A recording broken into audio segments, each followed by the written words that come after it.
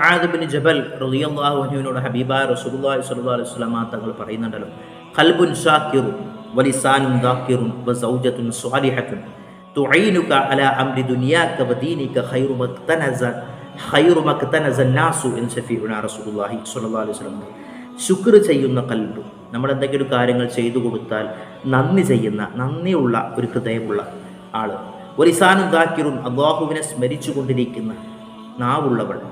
വസൗജത്തുൻ സ്വാലിഹത്തുൻ, ഒരു സച്ചരിതയായ ഒരു നിന്റെ ഇണ. തുഈനുക അലാ അംരി ദുനിയാക, അവൾ നിന്റെ ദുനിയാവിൻ്റെ ഭൗതികമായ നിന്റെ വിഷയങ്ങളിൽ അവൾ നിന്നെ സഹായിക്കും. വദീനിക, നിന്റെ ദീനിയായ വിഷയങ്ങളിലും അവൾ നിന്നെ സഹായിക്കും. അങ്ങനത്തവളാണ് ഖൈറു മക്തനസൻ നാസു, ജനങ്ങൾ സമ്പാദ്യമായി വെക്കുന്ന നിധികളിൽ വെച്ച് ഏറ്റവും നല്ല നിധി. അത്തരത്തിലുള്ള ഒരു ഇണയെ ഒരാൾക്ക് കിട്ടുക എന്നുള്ളതാണ്. അപ്പോൾ അതിന് വേണ്ടത് ഞാൻ നേരത്തെ പറഞ്ഞതുപോലെ നമ്മൾ പ്രാർത്ഥിക്കുക, അതാണ് നമുക്ക് ഏറ്റവും ആദ്യമായി ചെയ്യാൻ കഴിയുന്നത്. രണ്ടാമതായി നമ്മുടെ നിയ്യത്ത്